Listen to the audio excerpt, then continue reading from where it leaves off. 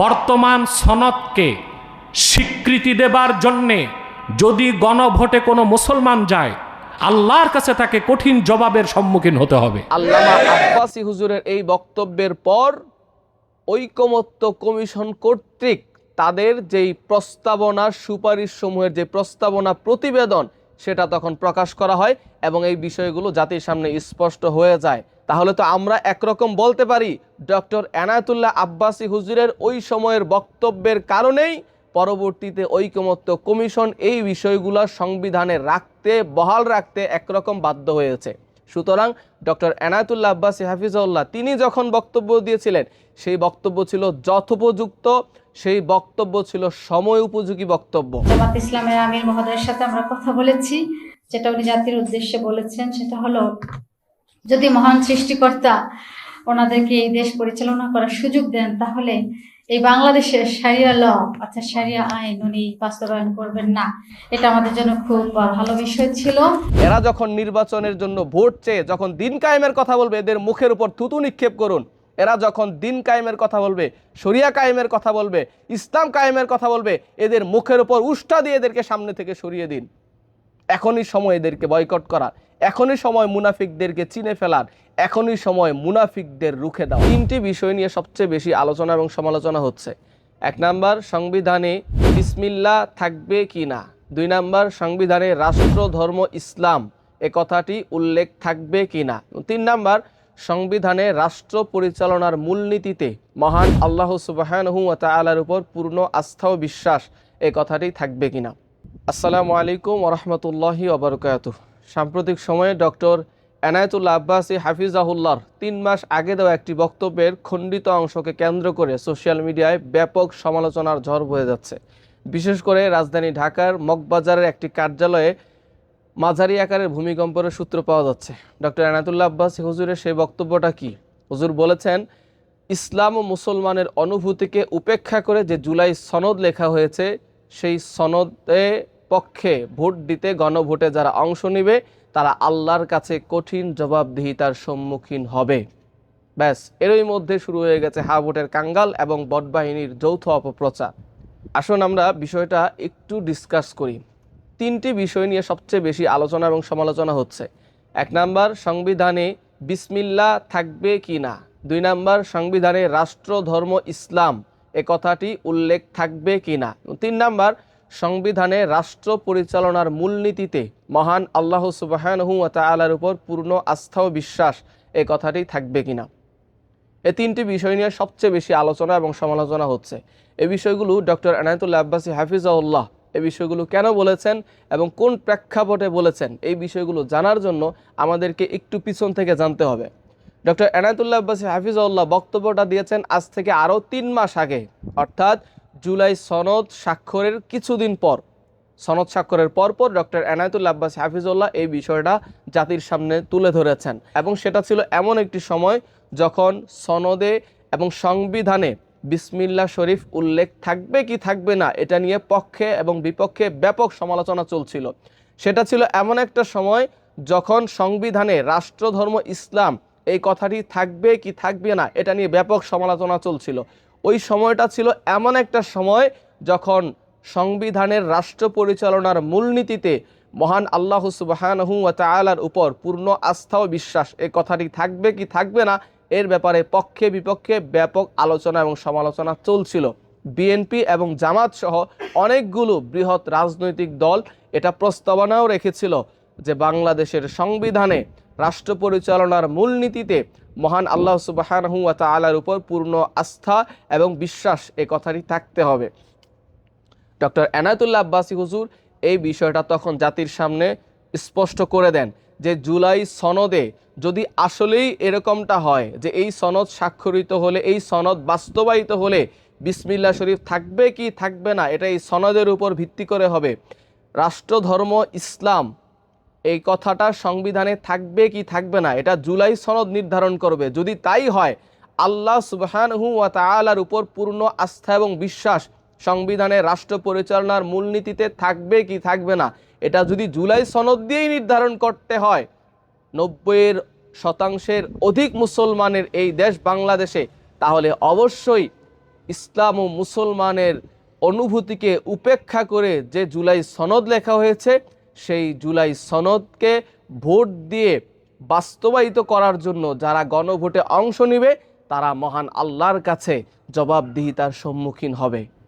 এবং আল্লামা আব্বাসী হুজুরের এই বক্তব্যের পর ঐকমত্য কমিশন কর্তৃক তাদের যেই প্রস্তাবনা, সুপারিশ সমূহের যে প্রস্তাবনা প্রতিবেদন, সেটা তখন প্রকাশ করা হয় এবং এই বিষয়গুলো জাতির সামনে স্পষ্ট হয়ে যায় যে বিসমিল্লাহ শরীফ আগের অবস্থায় বহাল থাকবে, এর কোনো লেখনির মধ্যেও কোনো পরিবর্তন আসবে না, অর্থের ক্ষেত্রে কোনো পরিবর্তন আসবে না। একইভাবে রাষ্ট্রধর্ম ইসলাম এটাও বাংলাদেশের সংবিধানে বহাল থাকবে, এক্ষেত্রেও কোনো পরিবর্তন আসবে না। তাহলে তো আমরা একরকম বলতে পারি ডক্টর এনায়েতুল্লাহ আব্বাসী হুজুরের ওই সময়ের বক্তব্যের কারণেই পরবর্তীতে ঐকমত্য কমিশন এই বিষয়গুলো সংবিধানে রাখতে, বহাল রাখতে একরকম বাধ্য হয়েছে। সুতরাং ডক্টর এনায়েতুল্লাহ আব্বাসী হাফিজাহুল্লাহ তিনি যখন বক্তব্য দিয়েছিলেন সেই বক্তব্য ছিল যথোপযুক্ত, সেই বক্তব্য ছিল সময় উপযোগী বক্তব্য।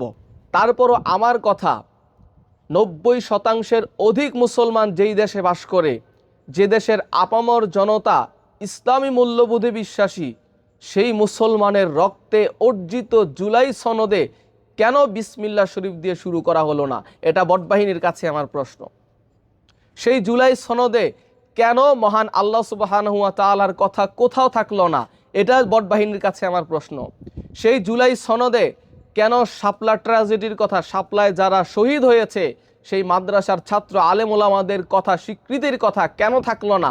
বটবাহিনীর কাছে আমার প্রশ্ন।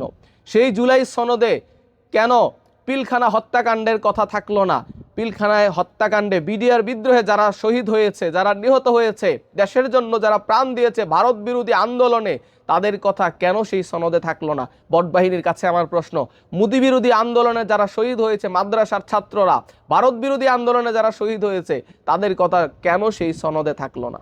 এক্ষেত্রে তারা অনেকেই বলতে চায় যে সনদে শুধুমাত্র ওই বিষয়গুলোই উল্লেখ করা হয়েছে যেই বিষয়গুলো সংস্কার করা হবে। তাহলে বাংলাদেশের রাষ্ট্রভাষা বাংলা, এটা তো আগেও ছিল, এখনও আছে, আবার সনদেও উল্লেখ করা হয়েছে। তাহলে রাষ্ট্রধর্ম ইসলাম এটা কেন সনদে উল্লেখ করা হলো না?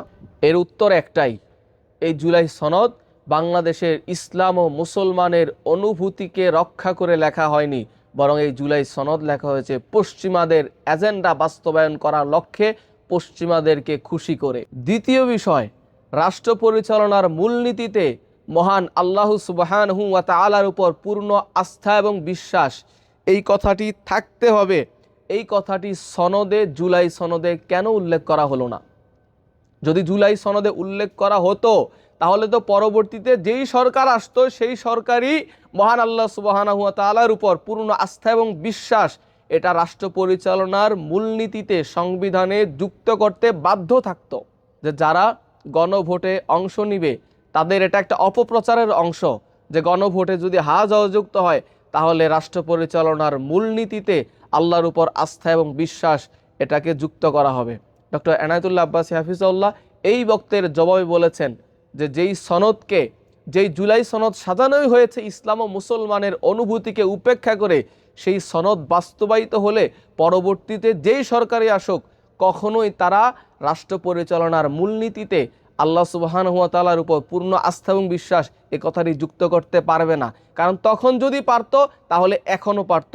এখন যেহেতু যুক্ত করতে পারেনি, জামাত ইসলাম, বাংলাদেশ জাতীয়তাবাদী দল সহ সকল অনেকগুলো বৃহৎ রাজনৈতিক দল এই বিষয়টা প্রস্তাবনা সুপারিশ করার পরেও যেহেতু এটা ঐকমত্য কমিশন, সংবিধান সংস্কার কমিশন, তারা যেহেতু এই কথাটা সংযুক্ত করেনি, সুতরাং বোঝা যায় পরবর্তীতে এই সনদ বাস্তবায়িত হলেও এই বিষয়টা তারা আর কোনোভাবে যুক্ত করতে দিবে না।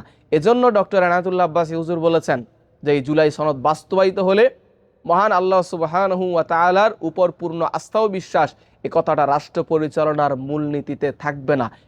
এটা ওনার ফিরাসাত। তো এই ক্ষেত্রে জামাতের বটবাহিনী সহ বেশ কিছু হাবটের কাঙ্গাল তারা দেখছি মাঠে ময়দানে অপপ্রচার চালাচ্ছে এই জুলাই সনদ নিয়ে। তারা বলতে চাচ্ছে যে জুলাই সনদে আল্লাহ সুবহানাহু ওয়া তাআলার উপর পূর্ণাঙ্গ আস্থা এবং বিশ্বাস এই বিষয়টা আছে, অথচ এই জুলাই সনদের 84টি বিষয় রয়েছে, এর মধ্যে কোথাও মহান আল্লাহ সুবহানাহু ওয়া তাআলার উপর পূর্ণ আস্থা এবং বিশ্বাসের কথা নেই, যেটা রাষ্ট্র পরিচালনার মূলনীতিতে সংযুক্ত করা হবে। এখানে উল্লেখ আছে কি?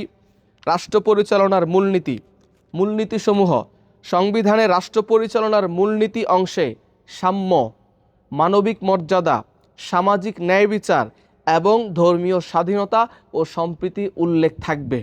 এটা রাষ্ট্র পরিচালনার মূলনীতি হিসেবে সিদ্ধান্ত গৃহীত হয়েছে। এক্ষেত্রে 24টি রাজনৈতিক দল একমত হয়েছে এবং 6টি রাজনৈতিক দল এক্ষেত্রে বিরোধিতা করেছে এবং নোট অফ ডিসেন্ট দিয়েছে। তার মধ্যে বিএনপি এবং জামাত অন্যতম। সেখানে তারা এই বিষয়টা উল্লেখ করে বলছেন যে এটার পাশে অবশ্য কোনো রাজনৈতিক দল বা জোট তাদের নির্বাচনী ইশতেহারে উল্লেখপূর্বক যদি জনগণের ম্যান্ডেট লাভ করে তাহলে তারা সেই মতে ব্যবস্থা গ্রহণ করতে পারবে। অর্থাৎ পরবর্তীতে নির্বাচিত সরকার অধিক জনগণের ম্যান্ডেট নিয়ে চাইলে তারা রাষ্ট্র পরিচালনার মূলনীতিতে মহান আল্লাহ সুবহানাহু ওয়া তাআলার উপর পূর্ণ আস্থা এবং বিশ্বাস এই কথাটি যুক্ত করতে হবে। এটা শুধুমাত্র এই রাষ্ট্র পরিচালনার মূলনীতির ক্ষেত্রেই সিদ্ধান্ত না, বরং 84টি বিষয়ের মধ্যে মাত্র 17টি বিষয়ে কেউ নোট অফ ডিসেন্ট দেয়নি, বাকি 67টি বিষয়েই নোট অফ ডিসেন্ট দেওয়া হয়েছে। অর্থাৎ মহান আল্লাহ সুবহানাহু ওয়া তাআলার উপর পূর্ণ আস্থা এবং বিশ্বাস শুধু এই কথার ক্ষেত্রেই এটা কমিশনের সিদ্ধান্ত না যে পরবর্তী নির্বাচিত সরকার এসে ম্যান্ডেট নিয়ে অধিকাংশ জনগণের সমর্থন নিয়ে এটা সংসদে বিল পাস করে এই বিষয়টা বাস্তবায়ন করবে। এটা 67টা বিষয়ের ক্ষেত্রে এটা নিয়ম। আপনি দেখেন এই পৃষ্ঠায় জরুরি অবস্থা ঘোষণা, এখানে 3টা বিষয় উল্লেখ করা হয়েছে। সেখানেও 29টি রাজনৈতিক দল এবং জোট একমত হয়েছে। একটি রাজনৈতিক দল সেখানে নোট অফ ডিসেন্ট দিয়েছে এবং সেখানেও লেখা আছে কোনো রাজনৈতিক দল বা জোট তাদের নির্বাচনী ইশতেহারে উল্লেখপূর্বক জনগণের ম্যান্ডেট যদি লাভ করে তাহলে তারা সেই মতে ব্যবস্থা গ্রহণ করতে পারবে। সুতরাং এটা জামাতের বটবাহিনীর অনেক বড় মিথ্যাচার এবং অপপ্রচারের একটি অংশ। সুতরাং আপনাদের কাছে এটাই আবেদন থাকবে, আপনারা কেউ জামাত শিবির হা ভোটের কাঙ্গাল এই ধরনের কোনো বটবাহিনীর অপপ্রচারে আপনারা বিভ্রান্ত হবেন না। ডক্টর এনায়েতুল্লাহ আব্বাসী হাফিজাউল্লাহর বক্তব্য যথার্থ, ডক্টর এনায়েতুল্লাহ আব্বাসী হাফিজাউল্লাহর বক্তব্য সঠিক। ডক্টর এনায়েতুল্লাহ আব্বাসী হাফিজাউল্লাহ যখন এই বক্তব্য দিয়েছেন তখন সেটা ছিল যথোপযুক্ত এবং সময় উপযোগী বক্তব্য। বরং তারা এই বটবাহিনী এখন কোথায়? আজকের নিউজ, একজন খ্রিস্টান মহিলা সে জামাত আমিরের বক্তব্য কোট করে বলছে যে জামাত আমির আমাদেরকে বলেছে যে আমরা ক্ষমতায় গেলে পরবর্তীতে রাষ্ট্র পরিচালনায় যদি আমরা যেতে পারি তাহলে আমরা শরিয়া আইন বাস্তবায়ন করব না, শরিয়া আইন কায়েম করব না। তাহলে আপনাদের বক্তারা, জামাতের এই লেবাসধারী ভণ্ড বক্তাগুলা যে মাঠে ময়দানে সব জায়গায় প্রচার করে বেড়াচ্ছে তারা দিন কায়েম করবে, তারা শরিয়া কায়েম করবে, এটা কি জাতির সাথে ধোঁকাবাজি না? এর চাইতে বড় ধোঁকাবাজি, প্রতারণা, মুনাফিকি চরিত্র আর কি হতে পারে? জামাত আমিরের এই বক্তব্য সোশ্যাল মিডিয়ায় প্রচারিত হওয়ার পরপরই তারা উঠে পড়ে লেগেছে এটার অপপ্রচার, অপব্যাখ্যা কিভাবে করবে। তার কিছুক্ষণ পরেই তাদের একজন অ্যাডভোকেট এহসানুল মাহবুব সে এসে বলেছে যে জামাতে আমির বলেছেন জামাত ক্ষমতায় গেলে দেশের প্রচলিত আইনেই রাষ্ট্র পরিচালনা করবে, এটাই আমাদের জন্য যথেষ্ট। শাক দিয়ে মাছ ঢাকতে যে সেই মাছকে আরও বেশি স্পষ্ট করে দিল জাতির সামনে। আগের বক্তব্যে তাদের আমির বলেছে যে জামাত শরিয়া কায়েম করবে না, আর সে এসে বলছে যে জামায়াতের আমির বলেছেন শরিয়ার বিষয়ে এখানে স্কিপ করেছে, শরিয়ার বিষয়ে এখানে কোনো কথা বলছে না। এটা তাদের কৌশল, যে শরিয়া শব্দটা পর্যন্ত তারা মুখে নিতে ভয় পায়, তারা নাকি দেশে দিন কায়েম করবে, তারা নাকি শরিয়া কায়েম করবে। সে এসে বলছে যে জামাত আমির বলেছেন যে বাংলাদেশের প্রচলিত আইনে অর্থাৎ ব্রিটিশ আইনেই, সেই পশ্চিমাদের গোলামি করেই যে আইন তৈরি করা হয়েছে সেই আইনেই রাষ্ট্র পরিচালনা করা হবে, এটাই আমাদের জন্য যথেষ্ট। তাহলে এদের মতো ধোঁকাবাজ, এদের মতো প্রতারকদের এখন থেকে বয়কট করা সময়ের দাবি। আপনাদের সকলের কাছে বিনীত আহ্বান থাকবে, আপনারা এইরকম মুনাফিক চরিত্র, এরকম মুনাফিক লেবাসধারী, রোজা পূজাকে যারা এক মনে করে, যারা মন্দিরে যে গীতা পাঠ করে, মন্দিরে যে মূর্তি পাহারা দেয়, যারা বলে মহিলাদেরকে পর্দার প্রয়োজন নাই, মহিলাদেরকে আমরা এখতিয়ার দিয়ে দেব, যার যেমন খুশি, কেউ চাইলে ওয়েস্টার্ন পোশাক পরবে, কেউ চাইলে বাঙালিয়ানা পোশাক পরবে, কেউ চাইলে পোশাক ছাড়া থাকবে, এই ধরনের কথা যারা বলে এদেরকে এখন থেকে বয়কট করুন। এরা যখন নির্বাচনের জন্য ভোট চেয়ে যখন দিন কায়েমের কথা বলবে এদের মুখের উপর থুতু নিক্ষেপ করুন।